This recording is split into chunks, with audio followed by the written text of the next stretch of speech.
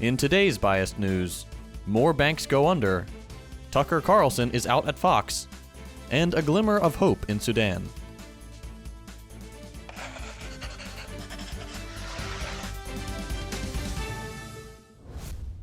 San Francisco's First Republic Bank has seen its shares plunge to a record low after it was announced that depositors withdrew over $100 billion, raising fears of further bank collapses after the failures of Silicon Valley and Signature. The bank catered to wealthy clients, many of them billionaires, and offered them generous financial terms. The Wall Street Journal reported that Facebook founder Mark Zuckerberg got a mortgage through First Republic.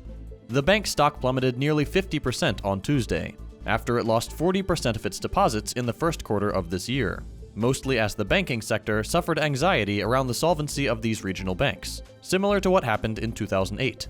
First Republic saw its deposits fall by $72 billion over the period, despite a $30 billion rescue package put together by 11 of the biggest US banks in an effort to prevent it from becoming the third bank to fail in less than a week, and to head off a broader banking crisis. Quote, "The actions of America's largest banks reflect their confidence in the country's banking system," said the group in a statement. This is reminiscent of the 2008 financial crisis, when larger institutions collectively came to the aid of weaker banks in the early days of the crisis, only to then buy each other out in hurried deals in order to keep the crisis from spreading further. The bank has instituted a recovery plan, which includes selling off assets and laying off up to a quarter of its workforce of about 7,200 employees. This continues the trend of massive economic disruption being completely outside the control of the public, with regular people's money and livelihoods at risk because of irresponsible lending and the failures of banks that tailor to venture capitalists and startups who fold at the first sign of trouble, causing a domino effect throughout the economy. Regardless, boom and bust cycles are built into the capitalist market system, and this cycle of immiseration every 5 to 10 years is inevitable so long as the capitalist system remains in place. Today, on the 26th, Chinese President Xi Jinping held a long-awaited phone conversation with Ukrainian President Zelensky. This comes as the first direct interaction between the two leaders since the war in Ukraine began. To quote, "China will neither watch the fire from the other side nor add fuel to the fire, let alone take advantage of the opportunity to profit." This quote comes directly from Xi himself, acknowledging that the crisis has had a major impact internationally and that the only feasible way out is dialogue and negotiation. On the front, Prigozhin, head of Russia's Wagner Group, says Ukraine is preparing for an inevitable counteroffensive. In an audio message posted on his Telegram channel, Prigozhin said that his troops were still not receiving much-needed shipments of ammunition from Russia's defense ministry, and were suffering 5 times as many casualties as a result. An Iranian court has ruled that the United States government and a number of individuals and entities, including former President Barack Obama, must provide compensation for 2017 attacks carried out by ISIS in Iran.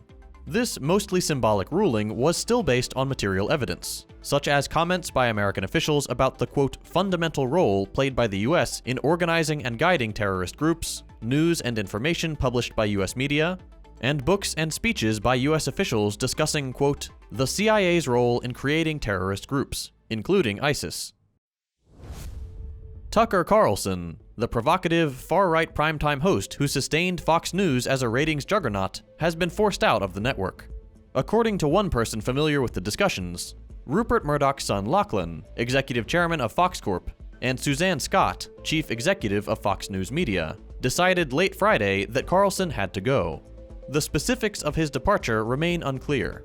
Whatever the reasons, Carlson is just the latest in a long line of fascist mouthpieces for the network, and will soon be replaced by someone else, just as Carlson replaced sexual predator Bill O'Reilly.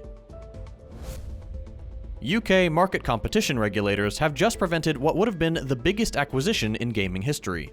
Microsoft's attempted takeover of Activision Blizzard, the developer behind hit video games such as Call of Duty and World of Warcraft, has been blocked due to valid concerns over a total monopolization of the incredibly lucrative gaming market.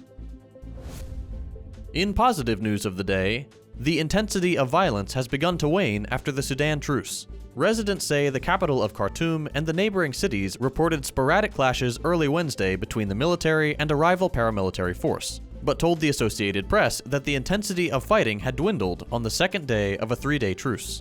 With any luck, this could mark the beginning of a more long-standing peace in Sudan. That's all for today. We'll be back day after tomorrow with more news. If you missed them, be sure to check out our previous episodes by following the links on your screen. As always, you can support the show and get the news in text form a few hours early by becoming a patron at patreon.com/firstthought.